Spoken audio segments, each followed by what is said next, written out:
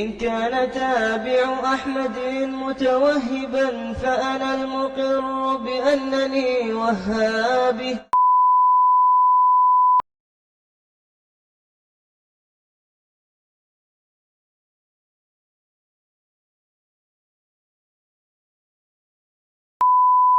Alhamdulillah, Allah juga bagi peluang saya dan saya Alhamdulillah diberikan peluang untuk berkhidmat sebagai kaunselor di Jabatan Mufti Selangor untuk mengendalikan status pengisytiharan agama, yakni kes-kes murtad di Pejabat Mufti Wilayah Persekutuan dan juga di Jabatan Agama Islam Perak.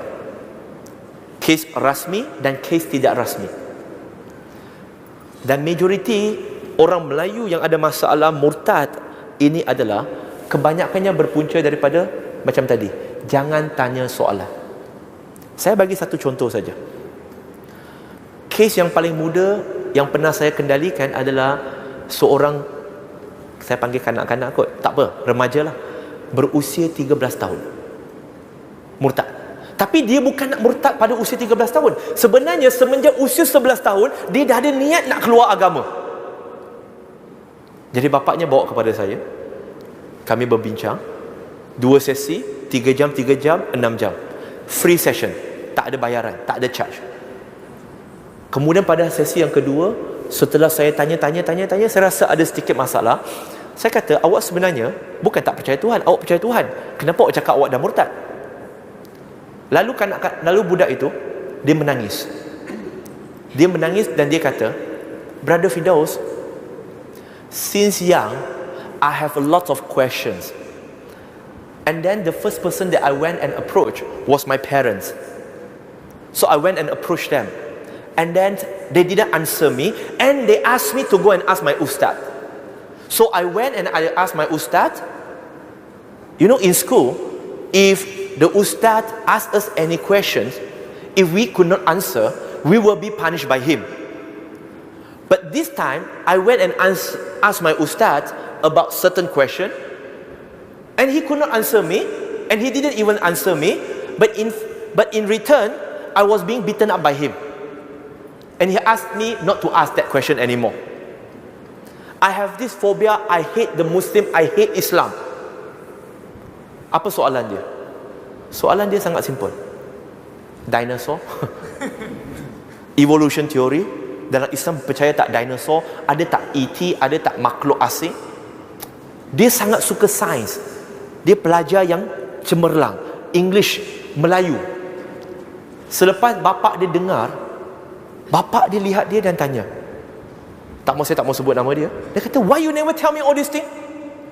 Maka anak dia jawab, Dad, I've been telling you all this while, but you refuse to listen to me. Maksudnya anak dia selama ini pernah bagi tahu, tapi dia tak nak dengar, dan bapa dia tak menjawab, dan malahan suruh dia don't ask anymore. If your ustaz don't know, how do I know? Maka dia buat kesimpulan dia nak keluar. Beberapa bulan lepas dia datang jumpa saya, setelah 2 tahun lebih tak datang jumpa. Dia masih belum Islam, tapi lebih baik dari dulu. Dan dia belajar di salah sebuah sekolah elit di Kuala Lumpur. Salah sebuah sekolah elit di Kuala Lumpur, sekolah cemerlang, bukan sekolah private, sekolah cemerlang. Dan menurut dia, lebih daripada 50% rakan sebaya dia adalah seperti dia. I'm talking about 50%. Budak ini sekarang 16 tahun. Pengajaran ini ialah, saya nak kongsi dengan adik-adik, sahabat-sahabat semua, ialah bila mana anda tidak tahu bagaimana nak menjawab soalan nanti, akan ada soalan yang kita tak tahu jawab sebab kita kadang-kadang pun tak bersedia. It's okay. Jangan marah orang itu, jangan suruh dia tak bertanya. Tetapi alukan dia bertanya dan carikan jawapan untuk dia. Kalau kita tak tahu jawapan, bawalah dia kepada seseorang yang boleh menjawab persoalan dia. Kerana saya sendiri pernah mengalami, saya berceramah di satu institusi pengajian, tak mau sebut nama, 700-800 pelajar. Ketika sesi soal jawab, saya terima kertas soalan banyak macam ni. Sebab antaranya, saya provoke mereka tentang kenapa dalam Islam tak boleh makan khinzir, kenapa ini, kenapa ni, kenapa ini, dan kenapa ini. Maka mereka tanya saya soalan banyak.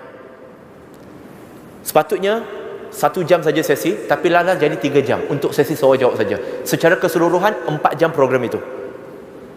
Okey? Dan kemudian setelah saya keluar daripada tempat ceramah masjid itu, ini saya dengar sendiri, saya berada di situ. Benda ini berlaku.